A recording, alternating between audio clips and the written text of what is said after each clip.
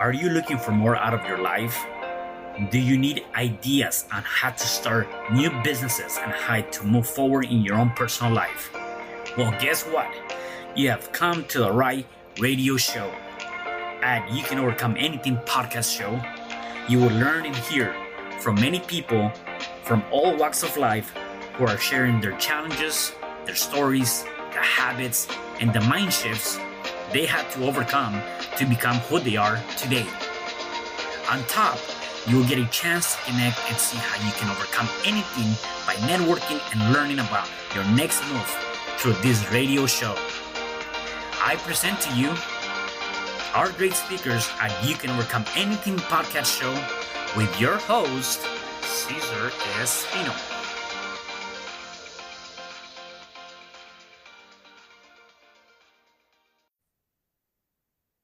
Hello there, and welcome back to another episode of You Can Overcome Anything podcast show. It is your host, Cesar Espino, and today I have a special guest. He is one of the nation's leading college financial experts. He teaches families the best ways to plan, save, and pay for college, so they can make their children's college dreams come true without wiping out their finance or their retirement.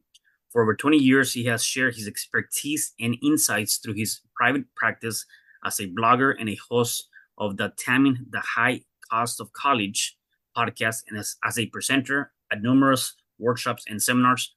It's my pleasure to introduce you to Brad Baldridge. Hey, Brad, how are you? Hi, I'm doing well. Awesome. So, Brad, why don't you tell me a little bit more about you? Tell me about your upbringing and where you originally from. Yeah, so I was born in a log cabin. Oh, no. So yeah, so I've always lived in Wisconsin since I was 2 years old, and we grew up in the little towns in rural Wisconsin, and then got my college degree and moved to the big city. So now I'm in the Milwaukee area and got family and 3 kids and Yeah. running a business on college planning. And I guess that's kind of my summary there. Okay. So, and again, I like to go really deep into this because part of what I believe is when people are doing like things that you're doing, right? You're obviously making an impact. You're making a difference. It all started from somewhere. It started from I believe from either your upbringing and or something happened during those years, right? So we always have this idea of when we're growing up is like when I grow up, I want to be this or I want to be that. What was that for you?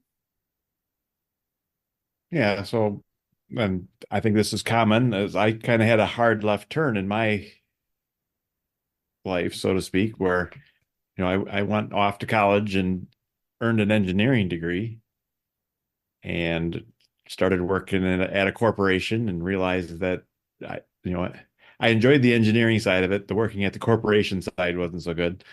Yeah. Um, where didn't see eye to eye with the boss on things like flex time and vacation and all those types of things, and got involved in rental real estate and personal finance, and then kind of switched over to financial advising.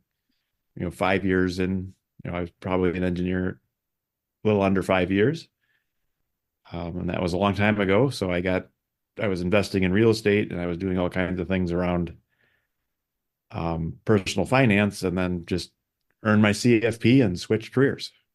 And I guess it's because of, I've always felt, I enjoy solving problems and working with people, and the engineering idea of sitting in the corner and doing your math was never important to me. It was more of a work with people, and so it turned out to be a much better fit. Um, so I Yeah. think that's, kind of my history as far as how I got to where I am. And then as I got involved in more college planning, it started to resonate with people. So I kind of focused in on that niche as I taught people more and more about how college worked. The more they listened, so the more I talked, and Yeah. next thing I know, there's kind of a specialty that kind of fell out of that a little bit by accident. But then as I realized, I started focusing on it more. Right.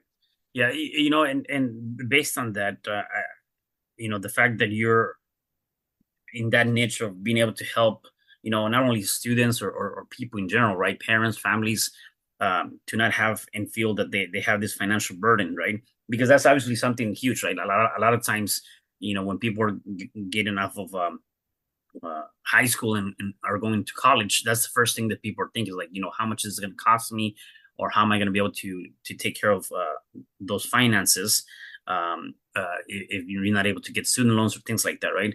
I would imagine though, before even getting into any of that, you must have gone through some challenges in your life with, just kind of bouncing back and forth or trying to figure out what was going to be your nature or not. What were some of the major obstacles that you overcame through those moments in your life? Right. Well, I think and again, being young and then doing financial planning and asking people to trust you and all that. I mean, that's always been a challenge in the financial planning industry is people want to work with the gray-haired guy, not the new guy, Yeah. especially if they're a little more mature. So that, I think that's a challenge in general of, you know, you need to have the experience in order to get the experience. You have to find people to work with, and that circular challenge that a lot of industries and a lot of people are dealing with is who's going to talk with this 27-year-old about Hmm. their life savings and that type of thing. So I've always, one of my superpowers, I think, is taking complex topics and kind of simplifying them down into something that most people can understand. And I always use the example of a doctor, right? And you can go to the doctor and you say, well, I've got this problem, and he says, oh yeah, based on what's going on, that you have high blood pressure, so we're going to prescribe some medicines. And he's like, here's the FDA report for 23 medicines. Why don't you read them all and tell me which medicine you'd like to take? And then most people will be, no, thanks, doc. Why don't you read them all and tell me which one I should take? Because I could read that stuff, but I wouldn't get it. Yeah. And what I'm, what I found is that a lot of people are busy, especially when you have high school kids trying to figure it all out. That, yeah, there's a lot of very technical stuff that you need to understand around need-based aid and merit aid, um, and all the different pieces. But there's also some very general decisions around, well, how are we going to be fair among the kids?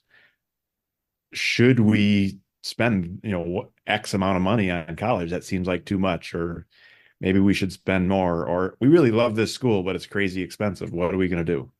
Right. And there's big life-changing decisions potentially. I always tell people, most of the people I work with have two goals: educate the kids and retire. Mm. Or maybe it's the other order. Number one's retire, number two is educate the kids. And, college planning is retirement planning, and retirement planning is college planning. Because if you can do either one of them a little better, then you have more money for the other. But I think a lot of people, as we move into college and trying to figure out how we're going to do that, I think the challenge there is how, what are we willing to sacrifice? And most people say they're not wanting to sacrifice retirement, but when you actually look at what's going on, but sometimes they are. They just don't realize what they're doing and what the long-term ramifications are. Yeah. If somebody was to come to you and say, "Hey, I need some, college financial advice," like what is the first step, or how do they, like what would be like? I'm new, right? I'm coming to you and say, "Hey, look, I'm trying to get my kid through college. Where did I start? What do I need to do? How can you help me? How can you guide me? What do you tell those parents?" Right. Well, I mean, I think the first step is to really understand where they are, right? So one obvious way to divide things is what I would call early stage and late stage. Okay. So early stages, you've got young kids, or hey, we're pregnant, or you know, and again, college is coming potentially, but you're not visiting colleges. You're not actually in the thick of it yet. You're saying college is going to be part of our future. We just need to kind of bake that into the plan. Should we save some money for college? If so, how much? Are we going to be responsible for college, or are we going to have the kids paid for their own? Which generally is a challenge these days. So yes, parents are going to have to help. most likely. And then we have the late stage, right? Now you've got a high school sophomore, junior, senior, and you literally are trying to figure it all out. So you're visiting colleges, you're trying to understand need-based aid and merit aid, you're all the applications, the students trying to figure out what they want to be when they grow up. All of it is all kind of there. And even if you did a great job when you had the 2-year old and you saved a whole bunch of money and now you've got a big pot of money for college, that doesn't mean you're done. You still have to do the late stage planning of how do I use this money efficiently? Just because I have it, for most families anyway, just because you have the money doesn't mean you want to spend it foolishly. Mm-hmm. And a lot of times you don't know what you don't know. And very similar schools can be at very different prices depending on your situation. So that's the first step is if you're early stage, yes, you should, factor in college. And really the bottom line about early stage is if you think you're going to spend money on college, well, then you just need to spend less money on other things. So if your goal is to pay all of college for all the kids, no matter where they want to go, and it's going to be expensive, then by definition, you're going to live in a smaller house or you're going to drive lesser cars than you would if you chose not to pay for college. I mean, that's just the reality, right? What I see happen though is we get to a family with a 17-year-old that's trying to figure it all out. And let's say they earn $200,000 and they essentially say, everything's really tight. By the time we pay the mortgage and deal with all the kids stuff and everything else, there's not money left over for college. How are we going to make that work? And then, of course, the next family that earns 150,000 looks at that family that earns 200,000 and says, "Well, that's crazy. They have an extra $50,000 a year to pay for college. How can they not be able to pay for it?" But the reality is, as our income grows, so does our lifestyle most of the time. Right. And if college isn't baked into the plan a little bit, then college is going to be expensive and painful at just about any income level. I mean, until you're the brain surgeon earning millions, right? And then you just write checks and college is no big deal. But for most families between, 0 and 300,000, college is going to be expensive and is going to be painful. For most, I mean, some families do a great job saving and spread it out the pain and it works really well. But there are also the ones that say things like, well, I drove a crappy car my whole life so that I could save for college. And now I'm happy because I can help pay for college and it's not a big deal. But a lot of families, again, with daycare and sports and all the stuff going on, kids are expensive. Yeah. And if you think kids are going to become less expensive as they grow up, they aren't, right? Yeah. You go from daycare to sports to schools to, so forth and so on. And it's always easy to find ways to spend your money on the kids or on life in general. Yeah. But then when you get to what I would call late stage, well, now you actually have the opportunity to do some planning and really focus in on how to pay for college and make it work and tie it in with retirement if you need to or other goals. Sometimes we're trying to figure out some of the setbacks like divorce or inheritance or small business owners and that type of thing, where you not only do you have the normal college stuff, but you've got this extra layer of complexity of, well, who's going to be on the FAFSA in a divorce situation? And often in a divorce situation, the money is even more challenging because you go from one household to two at a time when you're also trying to pay for college or figure out college. And it can be a lot more challenging because there used to be one mortgage, now there's two. There used to be, one expense, now there's two in many categories.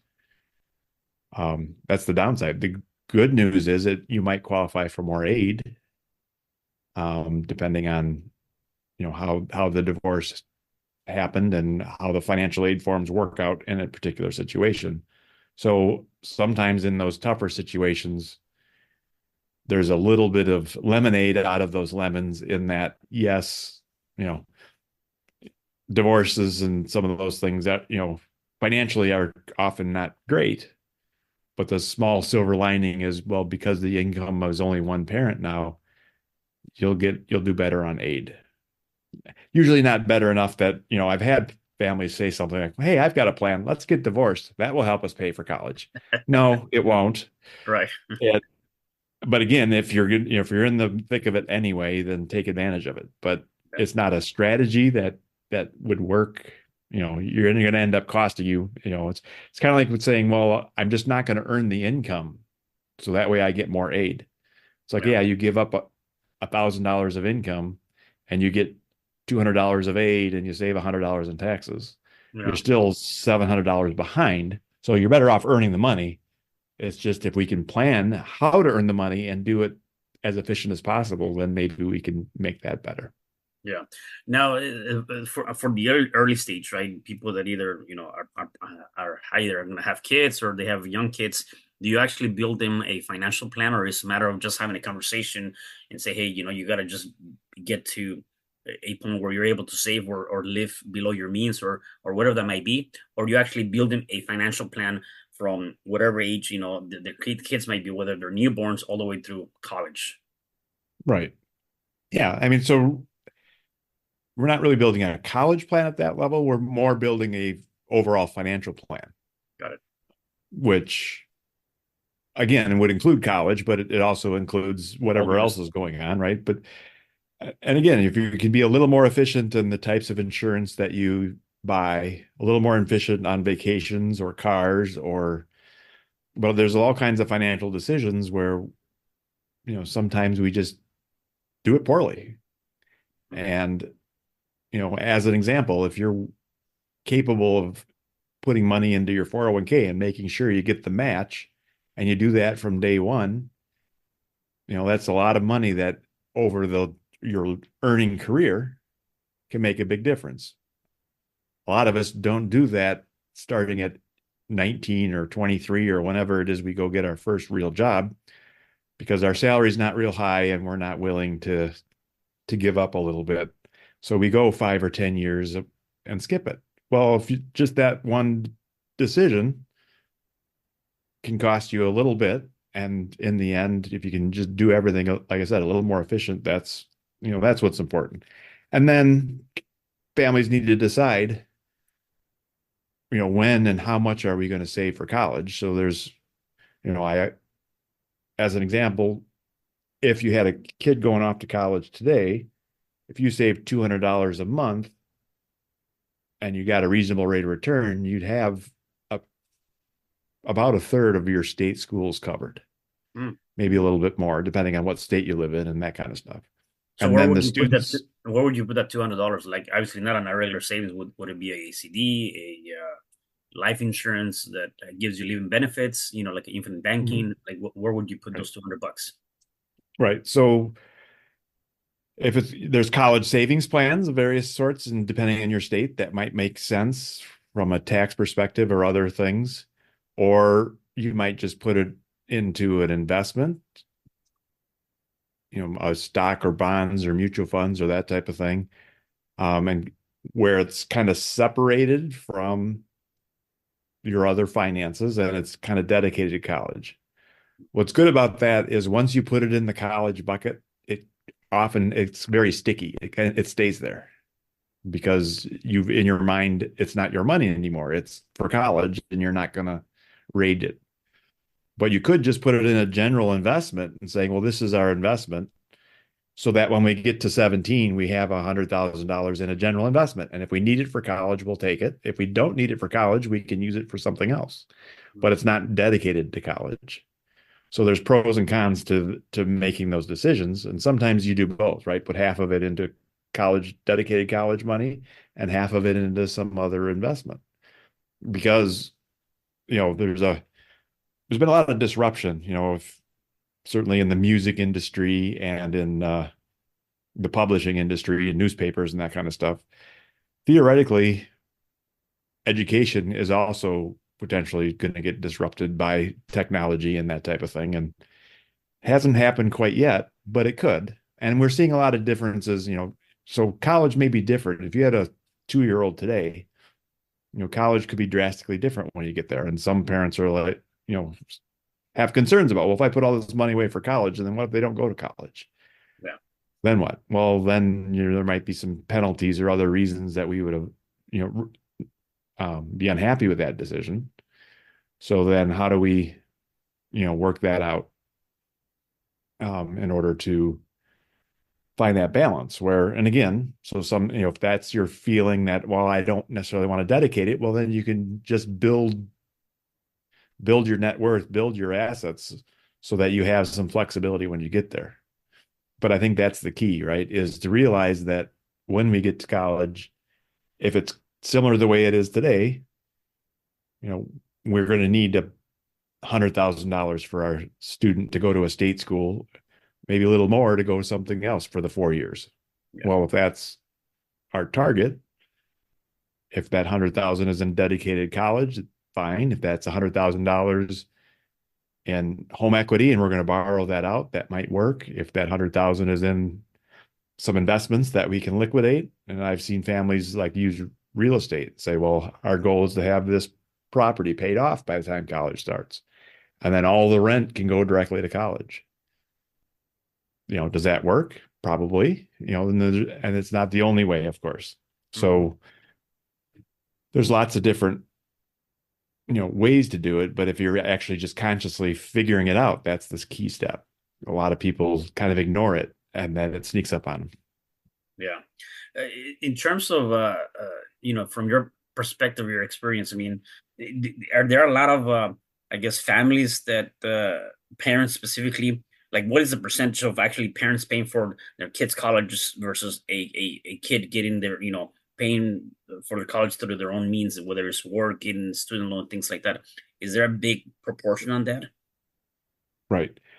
So I think the reality is parents that can afford to help, if you have higher incomes, you're going to almost have to help because of the way that the system works. Okay. So, I mean, let's talk a little bit about the numbers. So the average private or public school, the average state school is about $27,000. And that's the total cost. So that's tuition, room and board, books, fees, beer, and pizza. It's the whole cost of a typical college student. And, so it's about, 11,000 tuition, 11,000 room and board, and 5,000 other expenses. And those numbers fluctuate. New York and California, that some of their schools are much more expensive, certainly in the ones in the big cities. And the North Dakota and some of the plain states might be a little less. Iowa might be a little less. And it just depends on your state and how much, the state government helps pay, et cetera. But that's kind of what we're up against. Now, if your family earns, $150,000 or $100,000 or more, you're not likely to get a lot of aid. So you're going to pay full price at your state school. And that's a great exercise for people that are in late stage planning, is figure out what would it cost to go to the flagship school, University UVA or University of Michigan or University of Illinois. And a lot of times the top school is a little more expensive than the rest of the schools, not always. But what would that cost? Because that's usually going to be the price to beat. So let's say it's 27,000, but the actual bill is going to be 22,000. Then there's another 5,000 for books and travel and cell phones and dates and laundry and all that. And a lot of that stuff is already paid for anyway. So it's not really an added expense. It's just already being covered some other way. So if you're going to need to come up with actual bills of 22,000, well, the student can only borrow 5,500 typically in their own name. And if you're not going to get any other aid, that means the parents would have to come up with the rest. Now, often students can earn, let's say, another 5,000 working summers and weekends, and so in round numbers, the student's good for 10,000. So then the parents would have to cover, in that 27,000 example, the parents would have to cover 17. So that's the higher incomes, the 150, 100,000 and up. If your income's more like, 40,000, well, then you qualify for federal aid and state aid and some of those other things. And maybe you get $10,000 in grants. So now school, instead of costing the parents 15, 20,000, may cost the parents 5 or 6 or 8,000. But of course, 5 or 6 or 8,000 when you're only earning 40,000 is A lot. painful. Yeah. And when you're earning 150,000, 20,000 is painful. Yeah. And then it can go up from there, right? That's kind of the low cost option. Then many parents, many families would choose private schools of some sort and consider doing other options. And now all of a sudden you could spend 40,000 or 50 or 80,000 per year on school. And again, I'm not saying you should, but you could. There's many schools that are approaching 90,000 per year now. Yeah. And then I have here in my notes that you mentioned that the students can attend a private college for about the same price as if they were to go to a public university. How is that so? Right. Okay. So we just talked about obviously the state school average 27,000. The average private school is about 57,000. So it costs about 30,000 more. But the average aid package at a private school is also about 20,000 more than the aid package at the state school. Hmm. So some private schools, let's say they total cost is 65 instead of 25, so they're 40,000 more. But in some instances, you may get an additional 20, 30, $40,000 of aid, which brings your net cost down to being very competitive with the public schools. So I've seen situations where we can go to this public school for 26, or we can go to that public school for 23, but we can also go to this private school for 26 and that private school for 22. And then, of course, maybe a couple of the private schools just aren't in the running. We can go to that public school, that one's 40, or that private school, that one's 48, and that one over here is 78. And Yeah. and then families have to decide. And most of the time, the 78,000 is, when you've got other low cost options, might get crossed off the list. But I have seen situations where families are saying, a couple of them are 25,000, a couple of them are 30,000, and one of them's 35,000. And which is, again, the Murphy's Law would say, well, the one we like best, of course, is the most expensive one with the 35,000. Yeah. And then you have to decide, well, is it worth spending an extra 5 or 10,000 for a college? And sometimes the answer is yes. And then families go ahead and do it. Just like we all don't drive the cheapest cars we can find, we find the cars that we need to meet our needs. Whether, I have 3 kids, so I needed a minivan when the kids were young. Yeah. And they cost more than the typical car, but that's the way it is, right? That's the cost of having kids. Yeah, for sure. Same thing around college of, these colleges are more expensive, but they're also a better fit for whatever reason. So we're going to go ahead and stretch a little and spend a little bit more. Yeah. So tell me, parents come to you, like, tell me about your services or how you're able to, how you help parents that come to you. How does that work? Right. So most of the families I'm working with, we're doing what I would call late stage planning, which is, again, you've got, ideally you want to start earlier. You got a high school sophomore, but we can help if you've got a junior or senior. A lot of times for the senior, where it's more damage control because it's really late in the game, and usually there's some issue that pops up that we need to try and figure out. But if you're doing good planning and you start a little bit earlier, we help families figure out, what types of schools are a good fit. We help you understand, what the net cost will be. We'll help you work through the state schools, and again, lots of families are saying we don't really want to go to the state school, or we want to go to a state school in some other state, and then we have to pay the out of state. And, then that's all doable. It's just a matter of understanding what your options are. But finding schools that are a good cost, and then from there, pay that cost as efficient as possible. So, the 2 steps, here's a school that's 70,000, but after aid net, it's 25. Here's another school that's net 28, and here's a school that's net 43. Well, we're going to end up paying for one of those schools. And then how do we actually pay that net amount, whether that's mom and dad's money or the student's money or loans or all the other things. So there's kind of big picture strategy around our belief as parents is we're going to pay for all of college, or our belief as parents is it's a partnership between the parents and the student's going to pay some, and the The parents are going to pay some. And then we get into the very specific. If you do this, you'll get a tax deduction. If you do that, you'll get more financial aid, right? Need-based aid is a calculation based on the parents' income and assets and the students' income and assets and a number of other factors. But for a lot of families, it might make sense to shift money from one pocket to another in order to get more aid. For other families, it doesn't matter what you do, you're just not going to get aid. So shifting it around, people will say things like, well, if I have this money in the bank, they're going to count it against me. And it's like, yes. And if you move it, it will make things better. For Yeah. some families, it's yes, they will count it against you, but if you move it, it won't get any better because they're also looking at your $300,000 salary, and that alone disqualifies you. Yeah. So it doesn't matter where your money is. You can shift it around all day long, but as long as you have that high salary, you're not going to get aid no matter what you do. Yeah. So don't worry about where your money is in that case. You need to focus on other strategies in order to help pay for college. And about half the people I work with qualify for aid, and about half don't.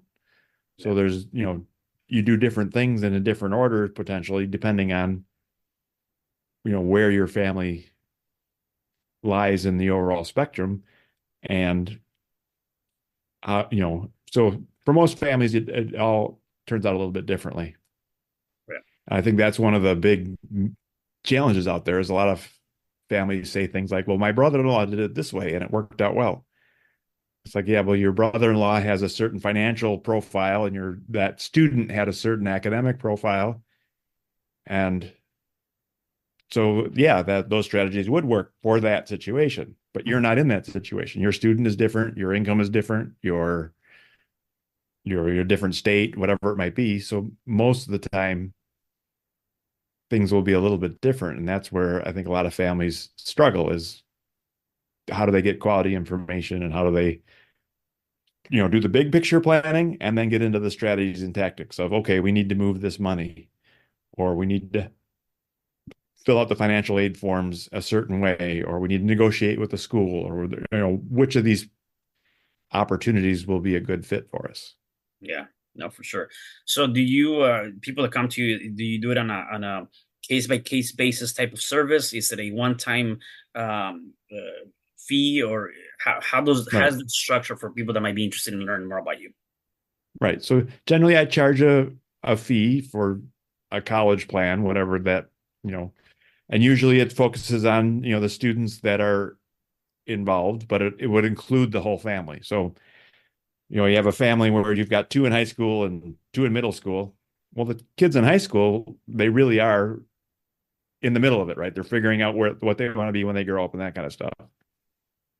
But the plan would have to include the younger kids because most parents aren't willing to say, sorry, Becky, we ran out of money, so you can't go to college. You need to, figure out how you're going to be fair for all the kids. So that's part of the planning process is you want to include them all. But usually it's the oldest that are in the middle of actually doing the actual visits and all the real technical stuff with the understanding that, the younger kids will get their turn and we need to incorporate them as part of the plan. So it's a very fluid situation where we would work potentially for a year or two on getting the older ones and then repeat it if we needed to with the next students. Awesome. If people want to find out and connect with you and look at all the things you have to offer, where can they find you? Right. So everything we do is at tamingthehighcostofcollege.com, which is our website. We've got a podcast there. We've got a number of free resources of email, newsletter, calculator to figure out need-based aid, scholarship guide for busy parents in order to help understand how scholarships work. And then if you're interested in talking, our phone number's there. You can schedule appointments through some links there and that type of thing as well.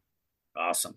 So, Brad, seems like you obviously had something going on for yourself and you have things figured out. One of the things that I'm interested in knowing is what things do you do on a day-to-day basis to kind of keep you up and running in a positive state of mind, or even putting you in this state of mind that you're in right now? What work have you done for yourself too? Right. So I think I do a lot of reading around, sometimes for pleasure, but often I'm reading books around, motivation and leadership and all those types of things. And I find that, um, kind of spend a lot of time working in the business and, doing the day-to-day planning, but occasionally you got to spend some time thinking about, well, bigger picture of why am I doing this and Right.